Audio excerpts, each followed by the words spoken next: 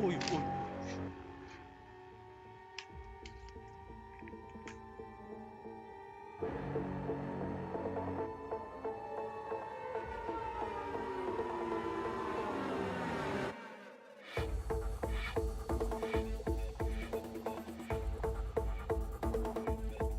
Sir.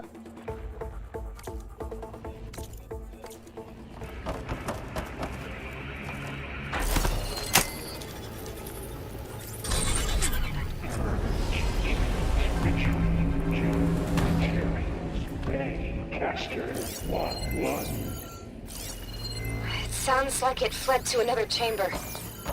Well, it better not get comfortable.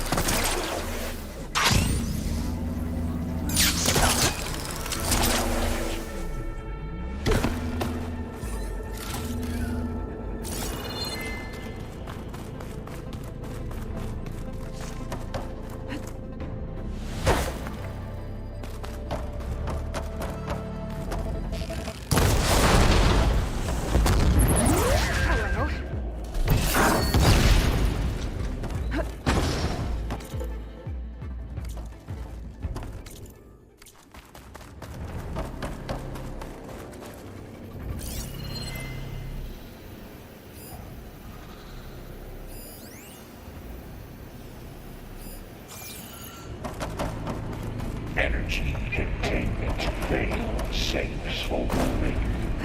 Great. Hephaestus covered the floor with lightning.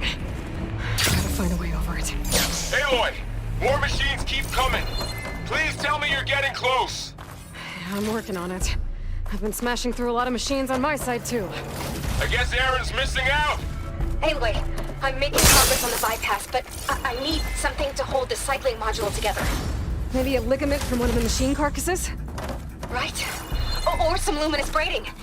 And you could reinforce it with a conversion cylinder. For increased connectivity.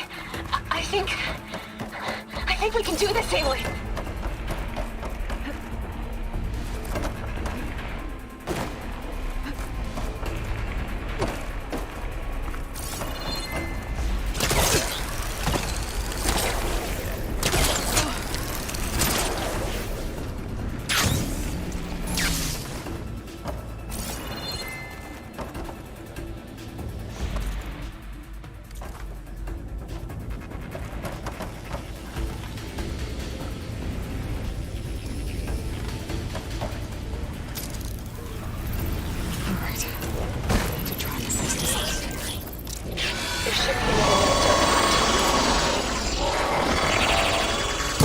Got it.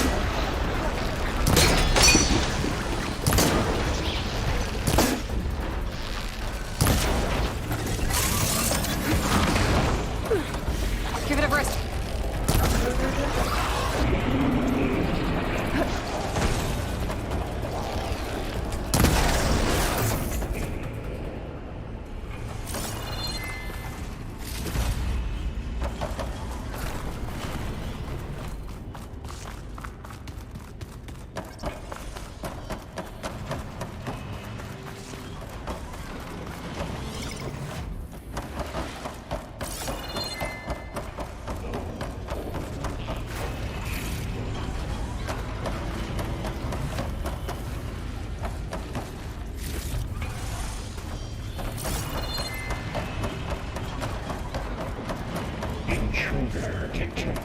Activating countermeasure. CX.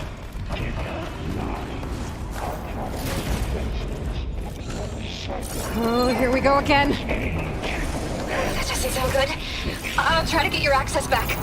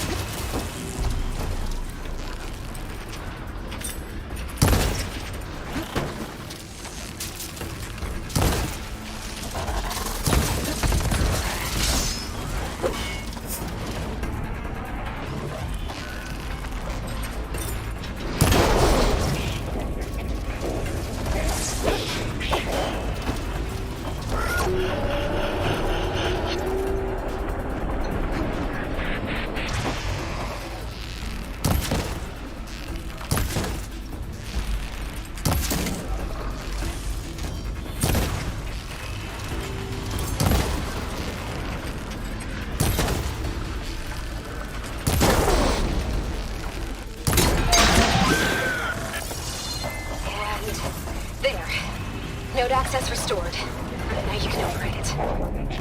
Work? You did the heavy lifting.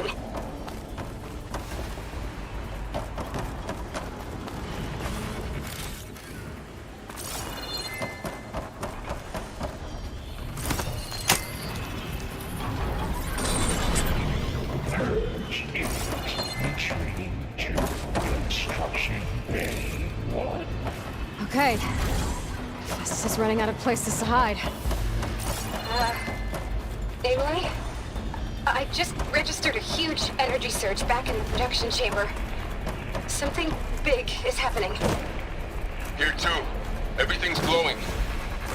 Machine Hephaestus is building. It must have finished it. Powerful. Whatever it is. I'm almost done with the core repairs. Should we come to you? Maybe I could distract the machine if... No, Baker. Just stay where you are, really. And run the machine.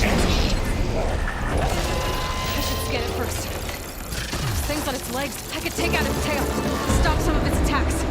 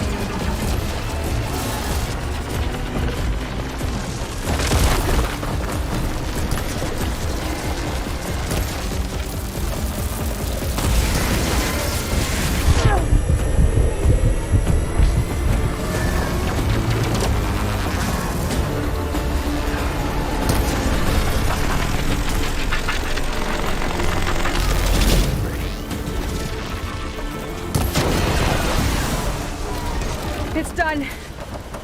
You did it! There should be one more note to override. Good. Stand by. I'm sending Hephaestus back to you.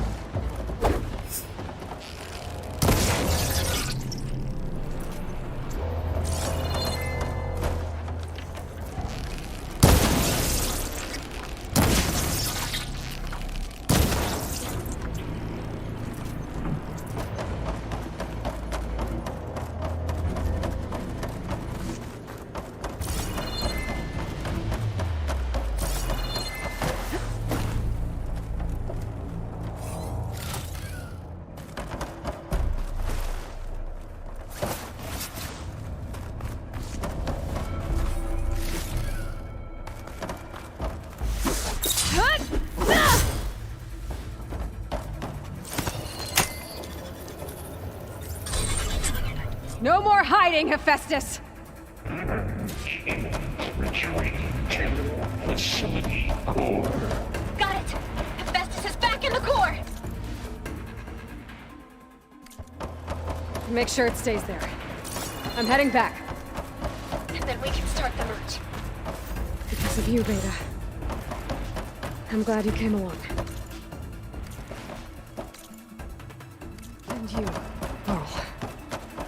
We couldn't have done any of this without you. Right back at you, Aloy.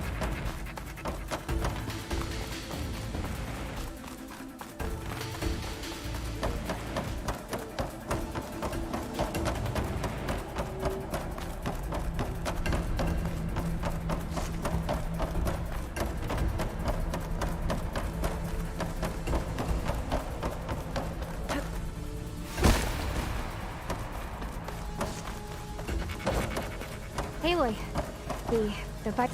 the core is stable. Hephaestus is 100% contained. And we better get started with the merge. It's all set up. Gaia, establish the link, please. Done.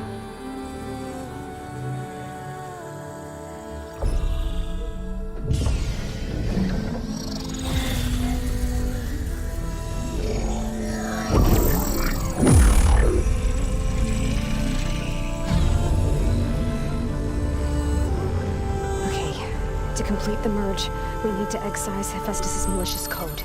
Carefully.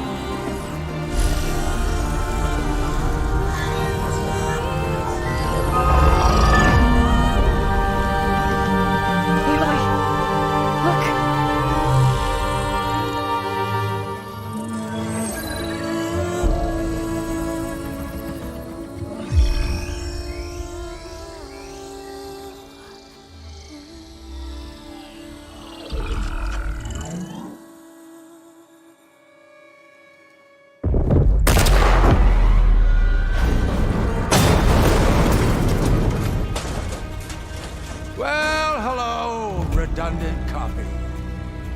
You cost us quite a lot of time.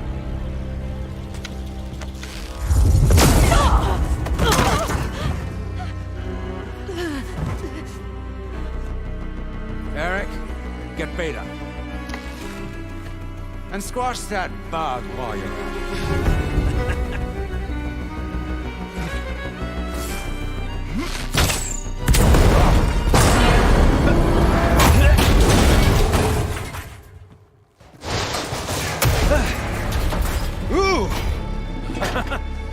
Get behind me.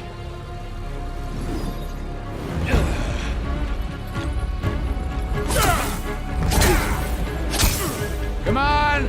Quit screwing around.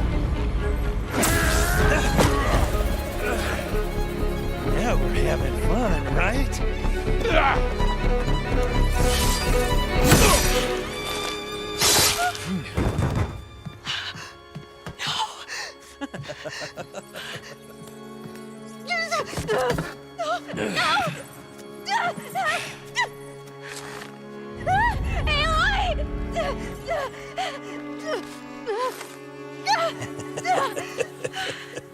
Finally.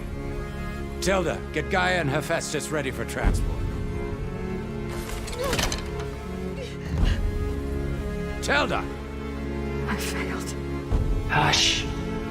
All is not lost. Tilda! What the hell are you doing? Stop her! I can't even see her!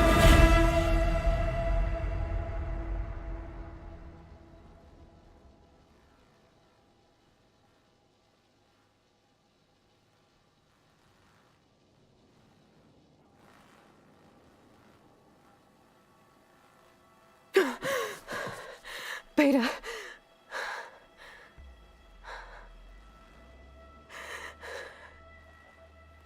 Farrell.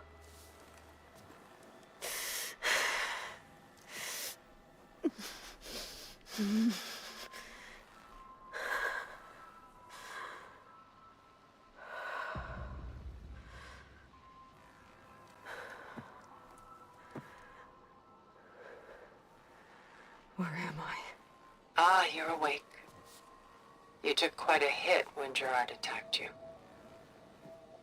I imagine you must still be in a great deal of pain. I can assure you that we are safe. The others can't detect us here. You mean the other Zeniths? You must be Tilda. I wasn't sure if Beta would have told you about me. Where is she? Alive. And while she isn't where she wants to be, not in urgent danger. We must discuss how to get her back, of course, after you've shaken off the cobwebs. When you're ready, take the stairs down the hall and come see me. In the meantime, I'll make breakfast. Breakfast. Okay.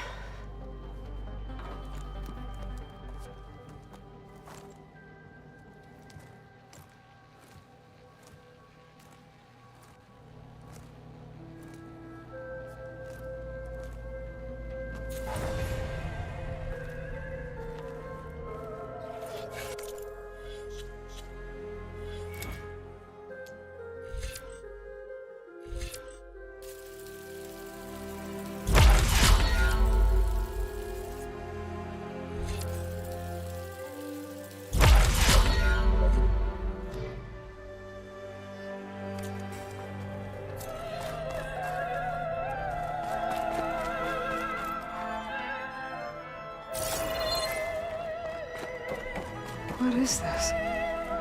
Just a few favorites from my collection. Rescued and stored here just before I went off-world. Take a look, if you like. I'm curious to hear your impressions. My friend is dead. Beta and Gaia are gone, and you want me to look at old paintings?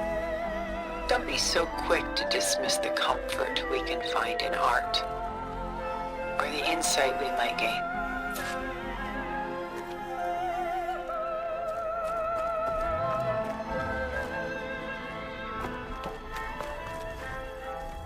My favorite pairing on the left is Woman Reading a Letter by Vermeer, a true master. And on the right is a Forgery, Woman Reading Music, which fooled experts into believing it was a priceless original. Early in my career, I became fascinated with such deceptions. Eventually, I developed scanning software that could detect fakes with unparalleled accuracy. Is that how you made enough money to buy your way onto the Odyssey? Oh no. I made my real fortune later. Selene and Endymion. She's the goddess of the moon, whereas he's a simple shepherd. Beside her is the god of love, Cupid. So she's Sneaking up on him? More like visiting him in secret. The torch that Cupid bears represents Celine's undying infatuation with him. Though the two must remain apart, her love will forever burn. And why can't Celine and Endymion be together? Celine took a vow of chastity, promising to never take a lover. So when she fell in love with Endymion, she could only visit him at night while he slept. But then wouldn't she be breaking that vow? Think of it as a forbidden love. Though circumstance keeps them apart, still they find a way to come together, however briefly. Aren't Celine and Endymion cold? Perhaps we should move on to another piece. Shall we move on? Why do you keep the forgery? I've always enjoyed studying the two side by side. Both painters capture light, color, and perspective. But what makes one a masterpiece and the other simply an imitation? The forgery looks... sharper? Good eye. The details are crisp. The contrast bold. It tells us more, and yet we feel less. What's in the letter? Who can say? What does the painting tell you? She's... concerned. Whatever's written in the letter troubles her.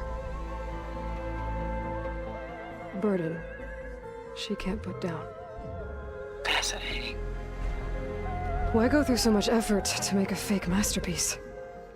The forger initially painted under his own name, but found little success. His work was considered unremarkable. But when he took on the guise of Vermeer, suddenly it was celebrated as extraordinary. But it was a lie. And he knew it. Sometimes we struggle to glean what is real and imagined, even within ourselves. The irony of these two is that Vermeer died in obscurity. He had no idea his work would become some of the most precious, most copied, most preserved pieces in all history.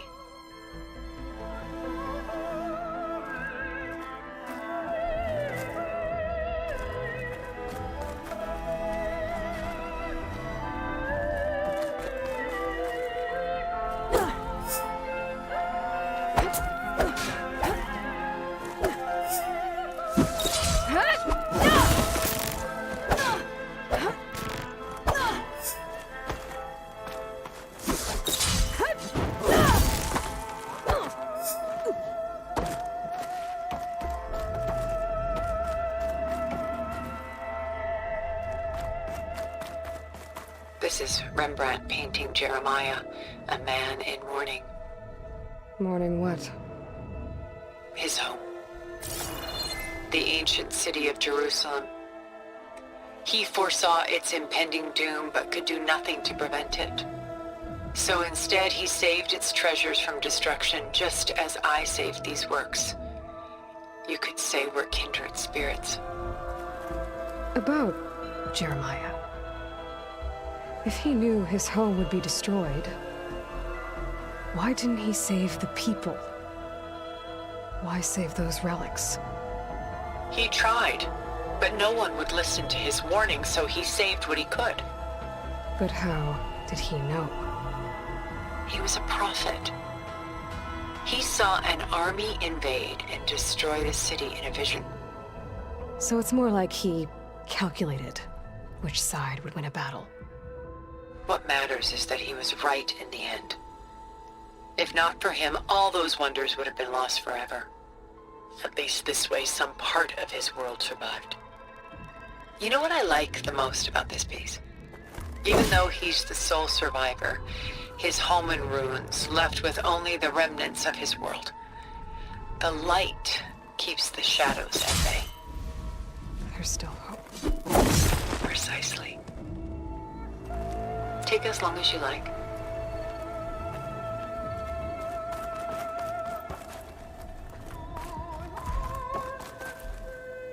A portrait of the painter, Rembrandt's son Titus, depicted in the habit of a monk. I don't get it. Why would someone like you, with infinite resources, care about this painting of a boy in a hood? It's not the image itself, but the feeling it conveys. The face is bright and defined, but his eyes are downcast, heavy with misfortune. And the background seems to swallow all light. The painting is infused with a sense of loss. I guess I understand how the painter feels. Works of art such as these can often cause us to look inwards at our own lives. I'm sorry about your friend. Had I been able to intervene, I would have. But the risk of losing you as well was too great. Everything went by in a blur. I couldn't get to him. You know, long before holograms and focus recordings, people relied on art to memorialize their loved ones. Because of works like this painting, their lives are immortalized. Rembrandt had 4 children by his wife. All but Titus died shortly after she gave birth to them. She passed not long after that. Titus became the only family Rembrandt had. Which is why he painted him this way. Indeed. Then tragedy struck again. Disease claimed Titus at 26. It's almost as if Rembrandt painted the future, closing in on him. Rembrandt actually painted several portraits of Titus, but this one has always been my favorite. It's honest. What do you mean?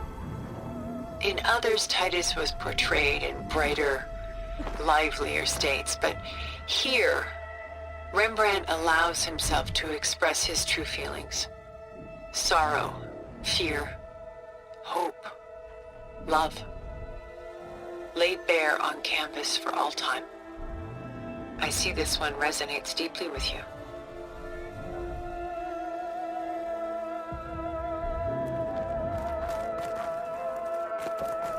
Rembrandt's The Night Watch, by far the most famous painting my homeland ever produced. It was commissioned to honor a militia made up of influential citizens. I guess you must have been an influential citizen. In my day. But not as influential as you've been in this new world. The militia. They look disorganized. Where others painted such scenes in a stiff and stationary manner, Rembrandt chose to show them in action, preparing to march. He wanted them to feel alive. You can almost hear the commotion. Who's the girl in the painting? She's a strange one, isn't she? Bathed in light, though no one is paying attention to her. Many believe she's a symbol of the militia. A physical manifestation of their spirit, if you will. She's not real? What's real in a painting? She's meant to represent the militia's virtue and victory. But I like to think they underestimate her. She looks as if she's seen something. What does she know? What secrets does she keep? There's so much detail to take in, isn't there?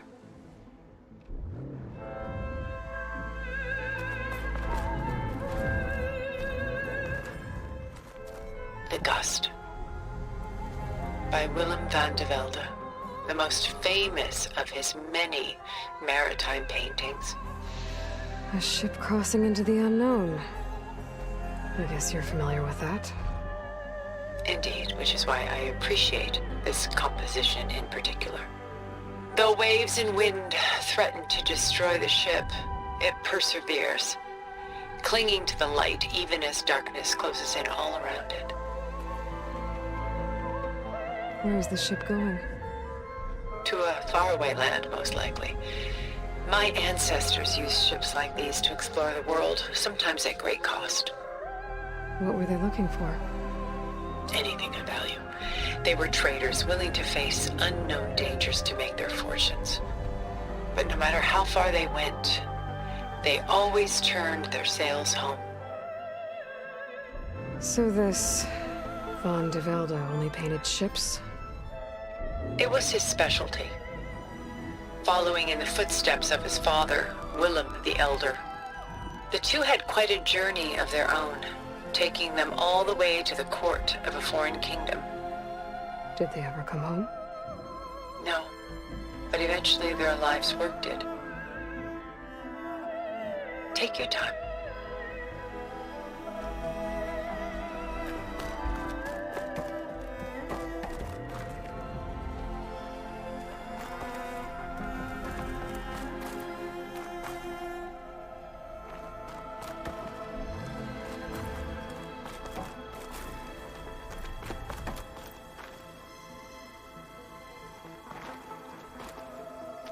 A lot of weight on his shoulders.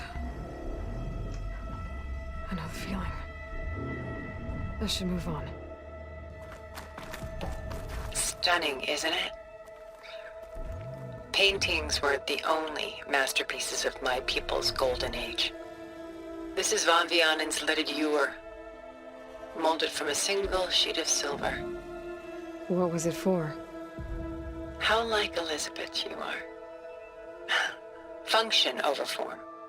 Its practical purpose was less important than its meaning.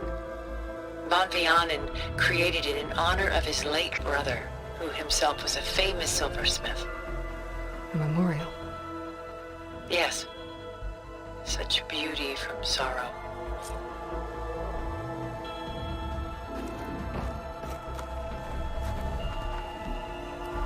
She's pulling out her own hair. Madness out of the grave? It's hard to watch her suffer. I should move on. If this ewer was a memorial, how did you end up with it? As the Pharaoh swarm closed in, my homeland's greatest museum gave it to me, along with many other works, in the hope that I could preserve them. A masterpiece like this was too important to lose to history. I even considered bringing it with me off-world to ensure its safety. Why didn't you? I took a calculated risk. This vault seemed more secure than the unknowns of space. Besides, I thought someday I might return. A long life, after all, has its advantages. Now, lo and behold, here I am. Exquisite, isn't it?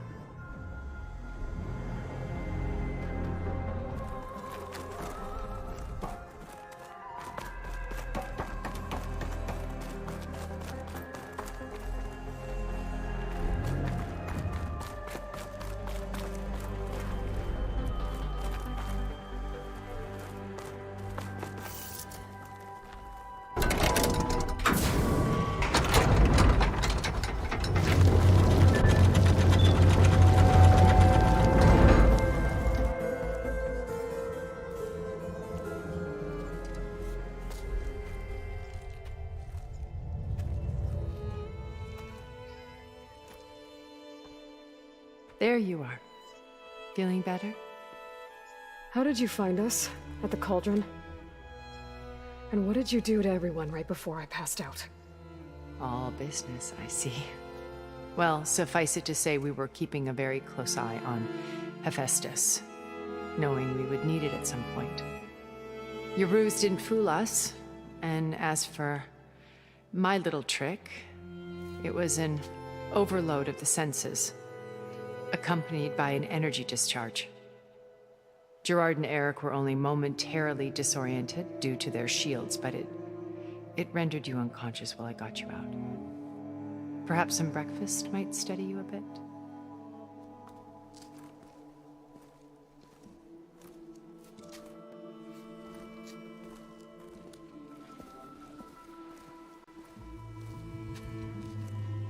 This was your house. The one you recreated for Beta, in the data channel you shared. How perceptive of you. Please, this way. After everything your people have done, you think I'm just gonna sit down and have a chat with you?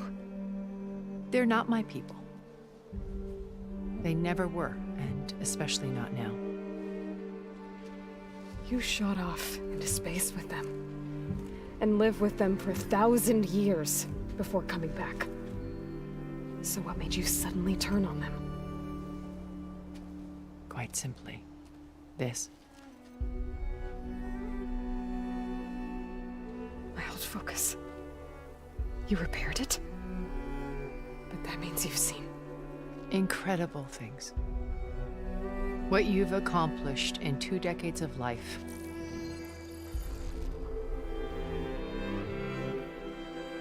A 1,000 years at my back and I haven't even come close.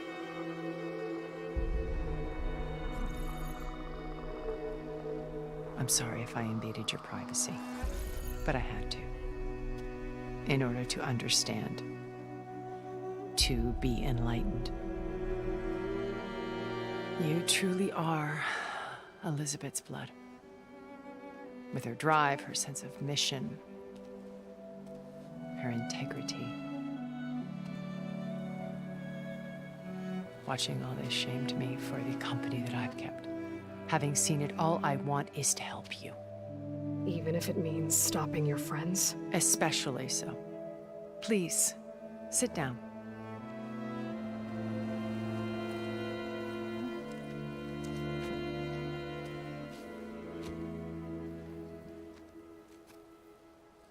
There. That's better.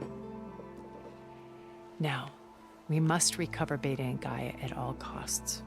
By now, you must know that Gerard intends to use Gaia to reboot the Earth's biosphere. Remaking this world to specifications that would only suit us immortals. This process will kill every living thing on the planet. He calls it a clean install. Not if I stop him first. Not if we do. And once he and the others are gone, we can work together to fulfill Elizabeth's dream. I'm sure Beta told you that there's a build of the Apollo database on board our ship. A complete collection of human knowledge. With that and Gaia, we could do everything Elizabeth wanted. Heal the biosphere, educate the people of this world, uplift them. Create the world she imagined. Let's not get ahead of ourselves. From what I've seen, your friends are invincible. I do wish you would stop calling them my friends. And they're not invincible. In fact, a friend of yours has found a way to defeat them. Silence. Oh, he's been a busy bee, building an army powerful enough to crash through Gerard's precious base. Regala and her rebels. Even now, she's preparing a final march on the Tenakth capital. When she wins, she'll have the entire tribe under her control. Hundreds of warriors and machines to throw at the base. She's been duped. They'll all perish, of course. But it should be enough to break Gerard's defenses and allow Silence to kill him. Along with all the others. Using the new weapon he's developed. Yes, he's found a way to circumvent our shields. Truly an exceptional man. He's planned for everything.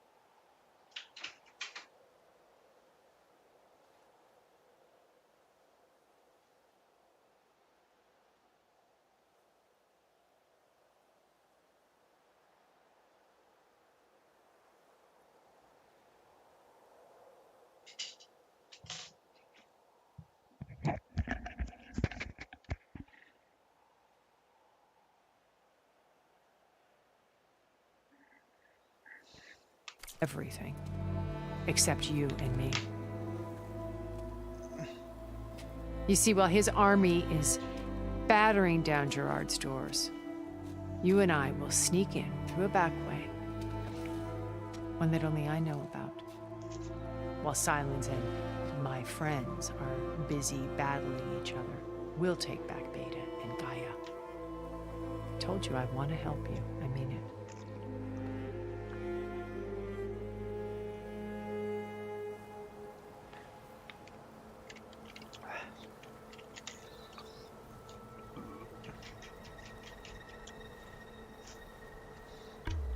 My old focus. How did you find it, let alone repair it?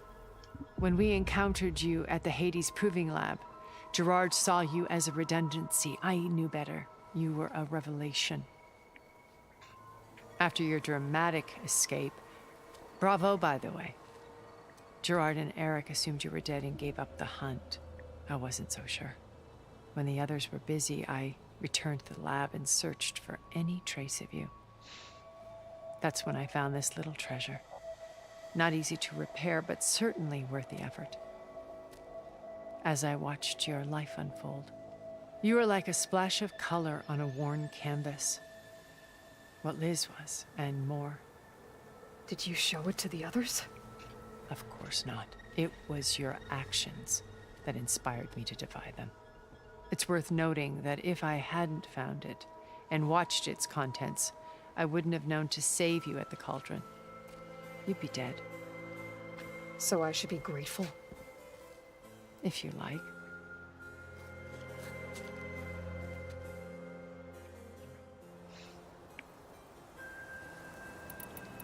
So you know all about me. What about you? What would you like to know? Well, start with your life on Earth. When I was 8, terrorists flooded my home city. Thousands drowned, my parents included. I was one of the few who survived. My guardian sent me to boarding school. Among my peers, I was the strange girl, the orphan to be avoided. All because of circumstances beyond my control. Oh. So we're a lot alike, huh? Aren't we? You were an outcast. But you didn't let that stop you from getting what you needed. Neither did I. I climbed my way out of desolation and used my wits to build a fortune.